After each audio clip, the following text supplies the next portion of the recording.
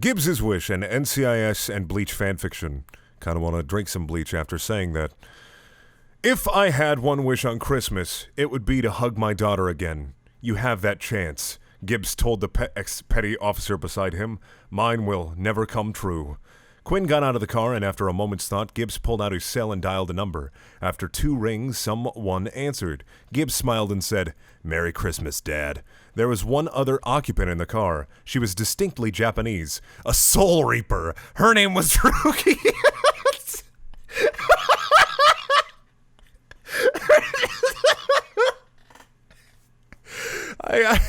I knew it was coming, but I wasn't prepared for it anyway.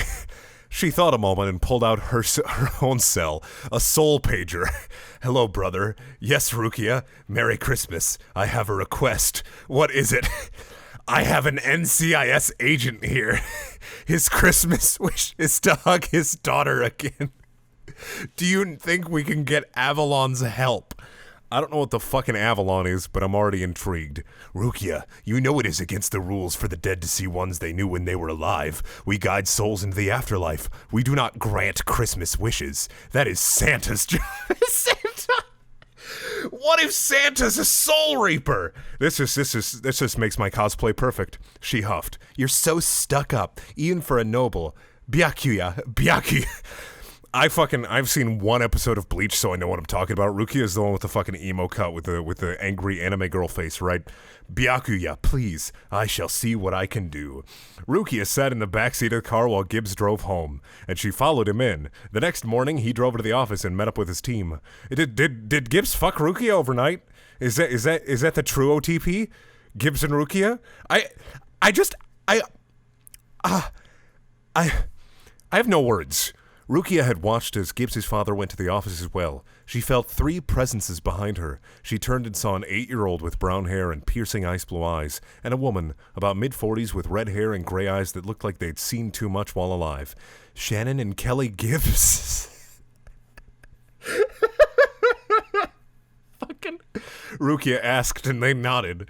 Shannon looked into the office. She was wearing a plain black suit with a red scarf around her neck, a 9mm pistol, because ghosts need that. Ghosts need 9mm pistols. If you know anything about the afterlife, it's hella scary, and if you don't have a gun at your side, you're fucked.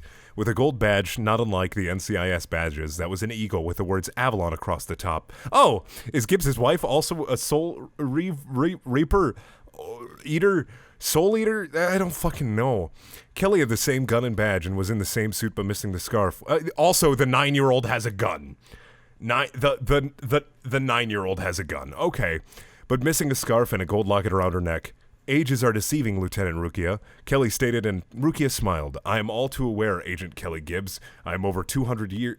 is that Avalon? Over 200... I don't know who Avalon is. I'm not a fucking Bleach scientist here. I'm over 200 after all. Why would it appear as fucking... Did it appear as Gibbs' wife and child? I don't fucking know. They talked and Rukia finally broke the ice. What? They talked and then... I don't know if you know what that means. It wasn't... If they're chatting, even with just each other, the ice was already broken. "Do you know the reason you were sent here?" They shook their heads and Rukia took a deep breath. "You were called because it's Christmas, and Jethro's one wish was to hug his daughter." She watched tears come to Kelly's eyes as she said in a surprisingly steady voice, "It's against the rules." Rukia smiled. "I've broken the law before. Who has to know?" "Ah, yes, my favorite point of any fanfiction, when a character can just break the rules for no reason. It's like the entirety of all of Doctor Who. Hey, we have these rules that you can't break. I'm going to break them anyway because reasons. It's not going to really affect anything negatively because I can do whatever I want because, Deus Ex Machina, nobody gives a fucking shit." Kelly smiled. There we go. Kelly smiled at the mischievous glint in Rukia's violet eyes, and suddenly Rukia grinned. "We have fake bodies you can use. They make it so everyone can see us." Is it like big old mannequins? Is this gonna big old mannequins just hanging around? They got in the bodies and entered the NCIS building. Rukia approached the desk. "Can we see Agent Gibbs? We're family." They showed proof, fake of course, but they weren't going to hurt him. They went to the elevator and Rukia watched the 2 females brace themselves mentally. They entered the office and Rukia strode ahead into the main bullpen. Everyone looked at her and she looked at Gibbs. "Do you want to see Shannon and Kelly again?" "Who the hell are you?" Gibbs demanded. Answer the question, Agent Gibbs, she demanded right back, and he looked defeated. Yes, the two Gibbs girls... Gibbs girls sounds like some kind of bad Tim and Eric sketch. I just can't. I can't even fathom how Rukia came to care about Agent Gibbs from NCIS, the television show. And Jethro fell to his knees. Shannon, Kelly, this can't be. He stood. What kind of sick joke is this? Kelly gestured to her locket and opened it. Gibbs paled and said, Kelly, there was a small amount of PCP in the locket, and they all did it, and they had a good time. I made that part up. He tripped over himself trying to get to them, and Shannon caught him. His arms went around her, and she said, we really are dead, Gibbs, but we're just granting a Christmas wish, told to us by that angel over there. She's not a fucking angel. She has a fucking Sharingan. She's a fucking Hokage, right? That's what Bleach is about, right? Rukia wants to become the hidden Ninja Valley prince, right? Is that what it is? The attentions of the Gibbs family, DeNozo, McGee, Ziva, Ducky, Palmer, and other characters turned to her. I'm no angel. You look like one, Tony stated, and Rukia looked at herself. She was in a white dress that went down to her knees in white flats. She had a white windflower scarf around her neck that her brother had given her, and a white knitted hat. It really is Shannon and Kelly. I won't explain as it's a long story. We have time, Gibbs said, and Rukia sighed. Everyone should sit. They did, and she said, the three of us are soul reapers, or a more familiar term is grim reaper. We guard souls to the afterlife. No questions. Ah, yeah, so this isn't the anime about the ninjas, right? I don't know, I don't watch too much of the anime.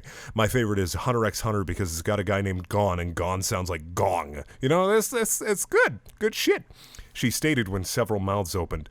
Different cultures use different methods. Like in Japan, where I'm from, we use swords. Here, they use guns. In America, is that like part of Soul Reaper lore? Like, I feel like I need that answered now. Do the American Soul Reapers have guns?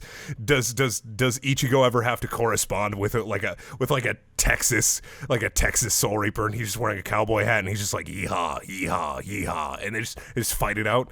To purify the souls, we tape the hilt of our sword or the butt of the gun on their forehead, and they pass on. They just punch people with guns. Got it. The guns don't even work. They just hit people with them. There are evil spirits, too, called hollows. They are tainted souls that eat the regular souls. We destroy the mask and are cleansed and pass on.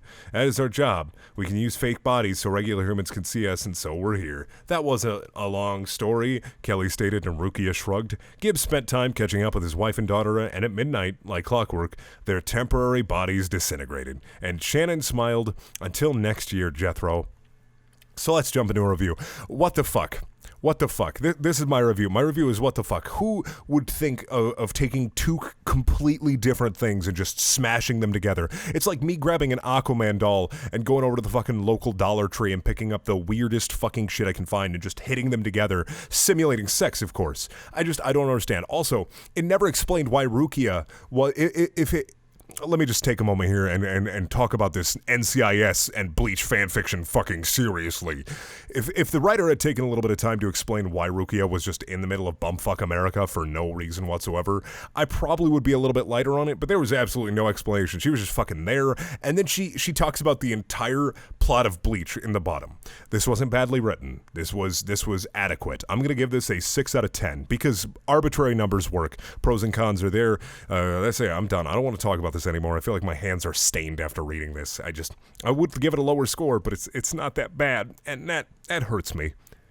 Thank you for watching. Please check out my other videos. There are also things. And if you want to watch more shitty fanfiction, click up at the top right-hand corner. If you want to watch a video that has nothing to do with my channel whatsoever, click in the bottom left-hand corner. If you want to buy shirts and shit, that's in the top left-hand corner. And I also have a Patreon because I'm human garbage, and that's in the bottom right-hand corner. All right, I'm going to go fucking drink some water. What did you think I was going to say? Fucking bleach? Are you fucking idiot? Are you fucking stupid?